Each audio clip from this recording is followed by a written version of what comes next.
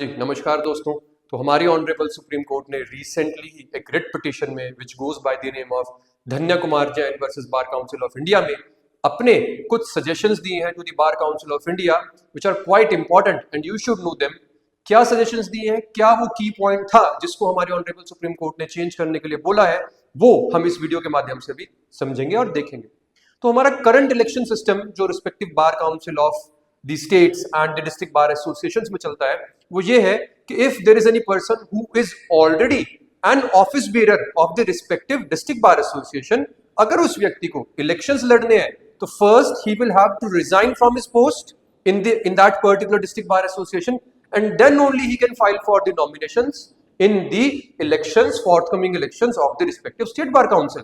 But the Honorable Supreme Court in this particular writ petition has advised the Bar Council of India to reconsider its rules and has said कि भैया आप एक काम करके देखो, you do one thing, the person who is already an office bearer, in spite of the fact कि आप उससे resignation ले रहे हो, रेजिग्नेशन की बजाय आप उस व्यक्ति को वो जो state bar district bar association के जो भी पोस्ट वो होल्ड करता है उसे वो भी आप होल्ड कर दो, साथ साथ नॉमिनेशन भी फाइल कर दो and if he wins the election of that respective state bar council then we will give him to either of the two choices, या तो वो अपनी सीट डिस्ट्रिक्ट बार एसोसिएशन पे रख सकता है या वो स्टेट बार काउंसिल में जिस भी पद पे चयनित हुआ है वहां जाके अपनी पोस्ट को जो है होल्ड कर सकता है। तो कहने का क्या मतलब है,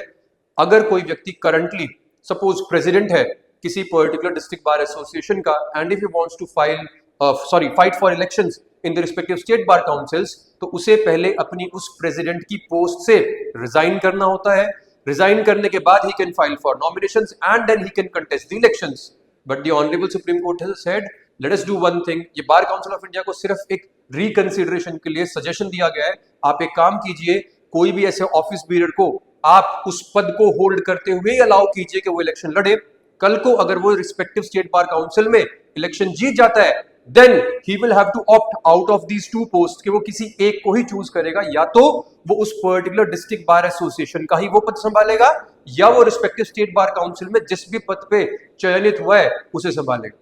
he can not hold the both. तो आई होप आप लोगों को ये नया अपडेट पता होगा। अगर आपको अभी तक नहीं पता था तो आप मेरे चैनल के साथ जुड़े रहे, मैं आप लोगों के लिए ऐसी ही इंफॉर्मेटिव वीडियोस लाता रहूंगा। ये मैं आप लोगों को बताना चाहता हूँ, ये अभी केवल एक सजेशन है। इस पे हमारा बार काउंसिल ऑफ इंडिया क्या डिसीजन लेता है उसकी अपडेट जैसे ही आएगी मैं आप लोगों के साथ शेयर कर दूंगा। Thank you.